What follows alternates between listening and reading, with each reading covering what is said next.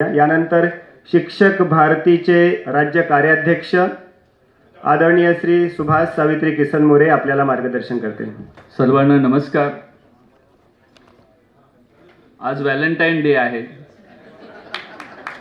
आणि हा प्रेमाचा दिवस आहे। आपली आई, आपले वडील, आपली ताई, आपली पत्नी, आपली मुलं, आपले सहकारी, आपले विद्यार्थी, आपली शाळा या सर्वांवर आपण नेहमीच प्रेम करत असतो, म्हणून हा आपल्यासाठी अत्यंत जवळचा दिवस आहे। या प्रेमाच्या दिवशी तुम्ही सर्वजण शिक्षक भारतीने बोलवल्यानंतर इतक्या मोठ्या संख्येने उपस्थित राहिलात, प्रेमाने बोलवल्यावर उपस्थित राहिलात, त्याबद्दल तुमच्या सर्वांसाठी एकदा जोरदार टाळ्या होऊन जायला पाहिजे। आजच्या या कार्यक्रमासाठी शिक्षक भारतीचे अध्यक्ष गुरुवर्य अशोक बेलसरे सर, ज्यांच्या नेतृत्वाखाली आपण गेली 18 वर्ष शिक्षणाच्या हक्कासाठी आणि शिक्षकांच्या सन्मानासाठी लढत आहोत, ते आदरणीय ज्येष्ठ समाजवादी नेते माजी शिक्षक आमदार कपिल पाटील सर, मंचकावर अनेक मान्यवर या ठिकाणी उपस्थित आहेत। आपल्या शिक्षक साहित्य संमेलनाची ज्यांनी धुरा सांभाळली ते अध्यक्ष जयवंत पाटील सर आहेत। संपूर्ण महाराष्ट्र नव्हे तर देशभरच्या मुख्याध्यापकांचे प्रश्न मांडणारे आपले आयपाचे रामनयन दुबे सर आहेत। आम्हाला कधीही आर्थिक चणचण भासू देत नाही तसे आमचे खजिनदार विलास परेरा सर या ठिकाणी आहेत। आले त्या आपल्या मनपा युनिटचे अध्यक्ष किसन महाडिक सर आहेत, खांडेकर सर आहेत, चौगुले सर आहेत, त्यांची संपूर्ण उपस्थित झालेली आहेत। शिक्षक भारतीच्या 36 विधानसभा अध्यक्ष या ठिकाणी उपस्थित आहेत आणि ज्यांच्या नेतृत्वाखाली हे शिक्षक भारतीचं मुंबईचं कार्य सुरू आहे त्या आपल्या कल्पना शेंडे मॅडम या ठिकाणी उपस्थित आहेत। शिक्षक भारतीला नेतृत्व देण्यासाठी ज्या छात्र संघटनेने लढा उभारला त्या छात्र संघटनेचे आमचे मार्गदर्शक अरुण लावण सर या ठिकाणी आहेत। छात्र भारतीचे अध्यक्ष माजी अध्यक्ष रोहित डाले आहेत, सचिन बनसोडे आहेत। आपल्या उत्तर विभागाचे अध्यक्ष अकबर खान सर या ठिकाणी आहेत। पश्चिम विभागाचे अध्यक्ष अमोल गंगावणे आहेत। दक्षिणच्या आपल्या रणनागिनी अध्यक्षा राधिका महाकाळ आहेत आणि स्टेजवर अनेक जण उपस्थित आहेत। पश्चिम विभागाचे अमोल गंगावणे सर आहेत। आज या स्नेह संमेलनामध्ये आपण अनेक मान्यवरांचा सत्कार करणार आहोत। त्या मान्यवरांच्या सत्कारांचं प्रतिनिधित्व करणारे पुणे विद्याभवनचे अध्यक्ष आदरणीय राजेंद्र बोराडे सर या ठिकाणी उपस्थित आहेत। आज आपण ज्यांना राष्ट्रीय पुरस्कार मिळाला, ज्यांना राज्य पुरस्कार मिळाला, अशा मान्यवरांचा सत्कार या ठिकाणी करणार आहोत। त्याचबरोबर आपलं घर सांभाळून, शाळा सांभाळून काम करणारे आपल्या भगिनींचा सावित्री फातिमा पुरस्काराने आपण सत्कार करणार आहोत। अशा काही मान्यवरांचा सत्कार या ठिकाणी होत आहे। त्यासाठी मी शिक्षक भारतीच्या वतीने या सर्व सत्कार मूर्तींचं खूप खूप अभिनंदन करतो आणि पुन्हा एकदा आपल्याला विनंती करतो की जोरदार टाळ्या वाजवून आपण त्यांचं अभिनंदन करूया, कारण की आपलं अभिनंदन आपल्यालाच करावं लागणार आहे, शासन ते करणार नाहीये। लढणारं फक्त आपण आहोत आणि समाजाचा विश्वास ज्या घटकावर आहे तो घटक, शेवटचा घटक म्हणजे आपण आहोत, शिक्षक आहोत। जर तुम्ही मागील काही वर्षापासून पाहिलं तर शिक्षणावर जे हल्ले होत आहेत ते हल्ले रोखण्याचं काम आपल्याला करायचं आहे।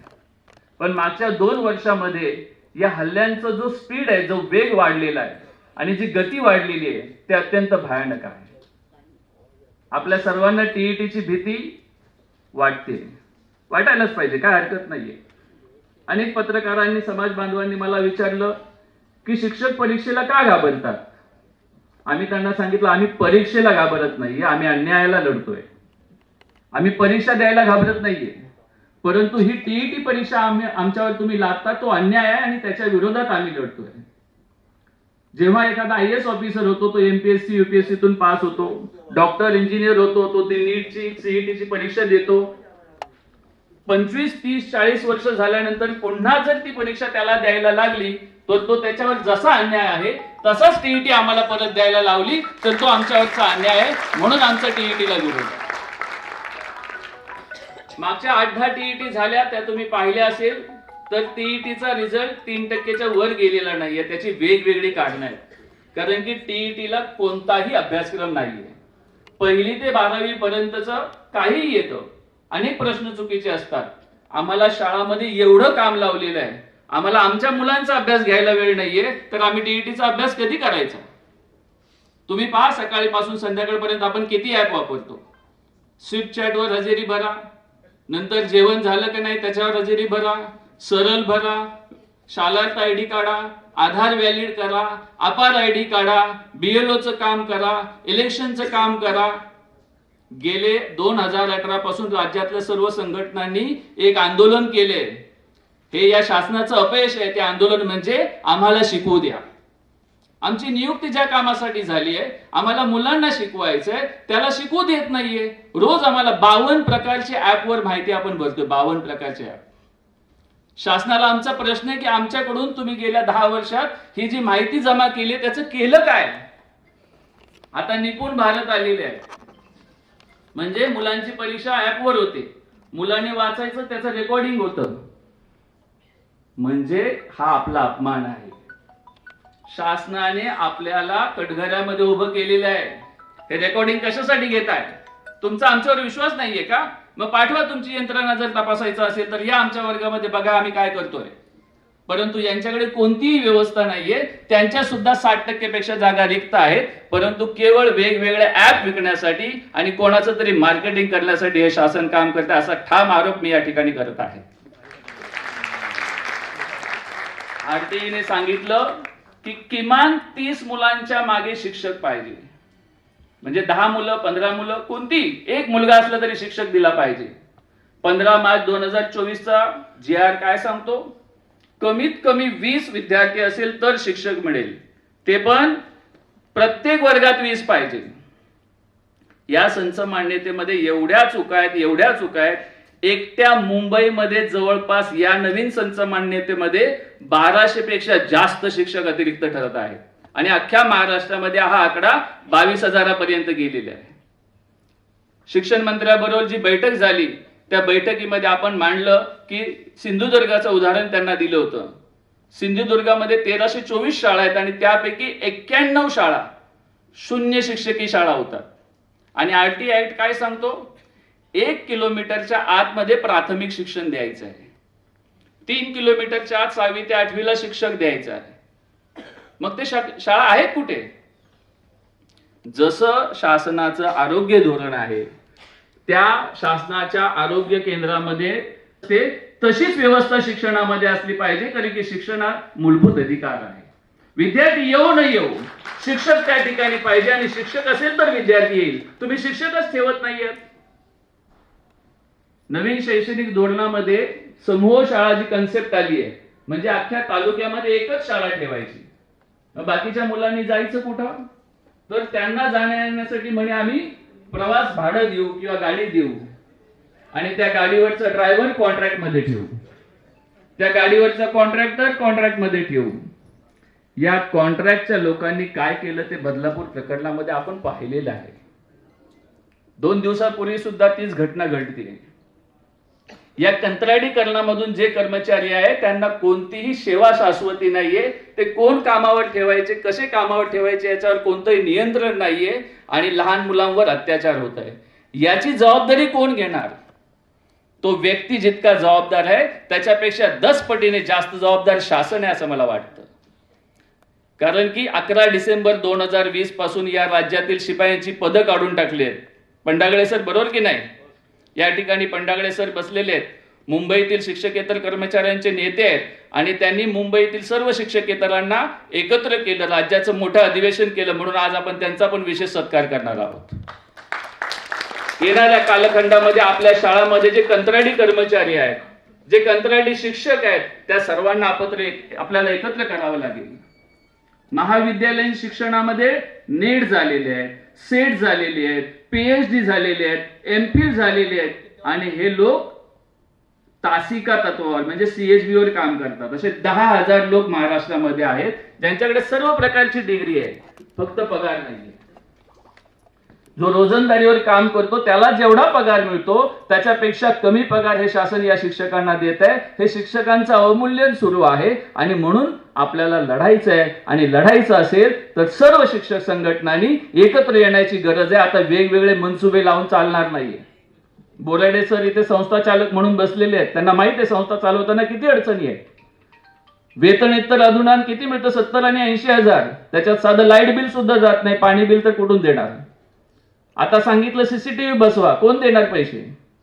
CCTV बसवणं सोपं आहे. एका संस्था चालकांनी मला सांगितलं की सर CCTV बसवणं सोपं आहे, आम्ही बसवू, पण त्याचं जे AMC चार्जेस आहेत, मेंटेनन्स, ते कोण करणार. म्हणजे कोणतीही व्यवस्था करायची नाहीये. मी लहान होतो तेव्हा मला असं वाटायचं की IAS ऑफिसर हुशार असतात, MPSC UPSC झालेले लोक खरंच हुशार असतात. परंतु शिक्षण क्षेत्रात काम करायला लागल्याने माझा हा भ्रम तुटलाय सर. कारण की हे जे IAS होतात आणि AC मध्ये बसतात त्यांनी जेवढे निर्णय केले ते सगळे चुकले. शिक्षणाचे तर 100% निर्णय चुकले. ते काय शिकलेत मलाच कळेना झालं. ते सांगतात एवढे विद्यार्थी असेल तर शिक्षक, म्हणजे 20 विद्यार्थी असेल तर शिक्षक मिळेल, 19 विद्यार्थी असेल तर नाही का, काहीच कळत नाही.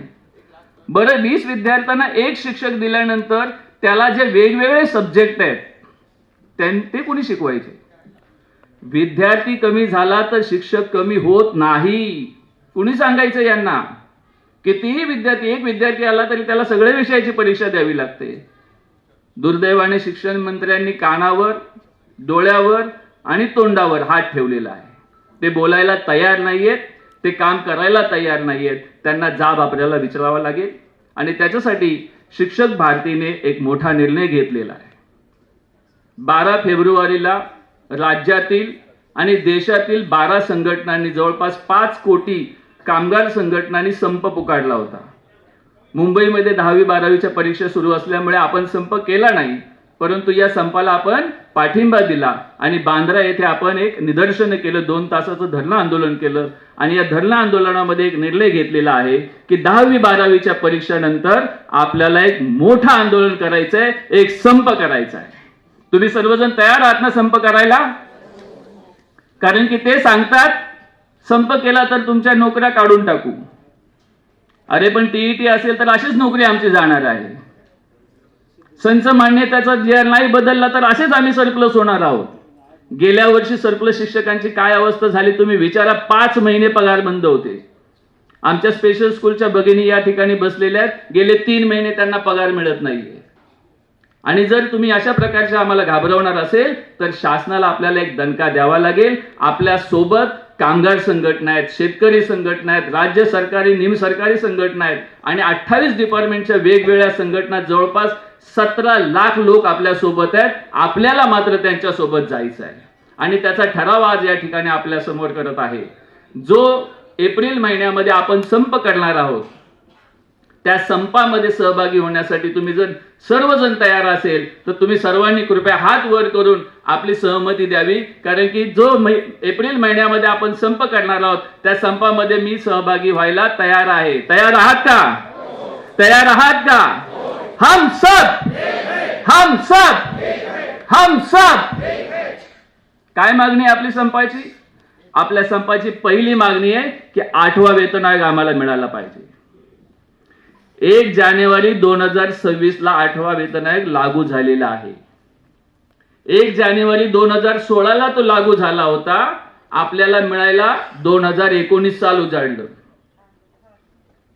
स्पेशल शाळेला तो 2021 ला मिळाला, त्याची थकबाकी अजून मिळालेली नाहीये आणि महानगरपालिकेला तर मिळालाच नाही. नंदा कांबळे मॅडम आमच्या महानगरपालिकेच्या उपाध्यक्ष या ठिकाणी बसलेल्या आहेत. आता आम्ही या आंदोलनातून मागणी करतोय की आम्हाला 8वा वेतन आयोग 1 जानेवारी 2026 पासून मिळाला पाहिजे आणि त्याचं तुमचं जे काही फिक्सेशन करायचं ते कॅल्क्युलेशन करायचं ते करा. आम्हाला पुढच्या महिन्यापासून 10% वाढ देऊन आमचा पगार सुरू करा. ही आपल्या आंदोलनातली पहिली मागणी आहे. दुसरी आपली मागणी आहे की TET सक्ती रद्द झाली पाहिजे. राज्य शासनाला अधिकार आहे कारण की शिक्षण हा समवर्ती सूचीतला विषय. जसं केंद्राला अधिकार आहे तसं राज्याला पण अधिकार आहे. राज्याने त्याच्या अधिकारात येणाऱ्या अधिवेशनामध्ये त्याचा निर्णय करावा. दुसरा महत्वाचा प्रश्न आहे पेन्शनचा. या ठिकाणी अनेक तरुण शिक्षक आहेत, आपल्या सर्वांना NPS मध्ये त्यांनी ढकललेलं आहे. आमदार महोदयांनी सभागृहात प्रश्न विचारला होता, तेव्हा मुख्यमंत्री एकनाथ शिंदे साहेब होते आणि त्यांनी लिहून दिले विधान परिषदेत आणि विधानसभेत सुद्धा लिहून दिलंय की प्रत्येकाला शेवटच्या बेसिकच्या 50% पेन्शन आम्ही देऊ. त्याची अंमलबजावणी अजून झालेली नाही, त्याचा GR आलेला नाहीये. परंतु दुसरा एक GR आलाय की 31 मार्च 2026 पर्यंत तुम्हाला UPS NPS चा विकल्प द्यायचा आहे. आम्हाला UPS पण नकोय, आम्हाला NPS पण नकोय, आम्हाला 100% पेन्शन देणाऱ्या पेन्शनचा GR पाहिजे. ती आपली मागणी आहे. सगळ्या शिक्षकेतर कर्मचाऱ्यांची शिक्षकांची पदं रिक्त झालेली आहेत, ती भरली पाहिजेत, ही आपली मागणी आहे. आणि 18 कामगार संघटनांच्या सगळ्या ज्या वेगवेगळ्या कामगारांच्या मागण्या आहेत त्या सगळ्या मागण्या घेऊन आपल्याला उभं राहायचंय. म्हणून हा संप आपल्याला करावा लागेल. या संपामध्ये राज्यातील सर्व संघटना सहभागी आहेत. तुम्ही सर्वजण सहभागी व्हा असं मी आवाहन या ठिकाणी करतो. व्हाल ना सहभागी? आणि त्याच्यासाठी लढा द्यावा लागेल. आमच्या ताईंनी सांगितलं शैक्षणिक लढा कशासाठी. हे आंदोलन करण्यासाठी उपाशी पोटीने आंदोलन होत नाही. आपल्याला राज्यामध्ये जाऊन फिरावं लागेल, केंद्र संघटनांना सोबत घ्यावं लागेल. आपल्याला मुंबईतली एकूण एक शाळा पिंजून काढायची आहे. 10वी-12वीच्या परीक्षा सुरू झालेल्या आहेत.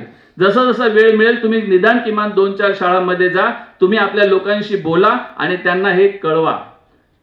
येणाऱ्या 8 दिवसामध्ये त्याचं पत्रक मी आपल्याला शेअर करेन आणि आपण सर्वजण या आंदोलनाची तयारी करूया. आजचा कार्यक्रम आपण सर्वजण आल्यामुळे खूप आनंद वाटला.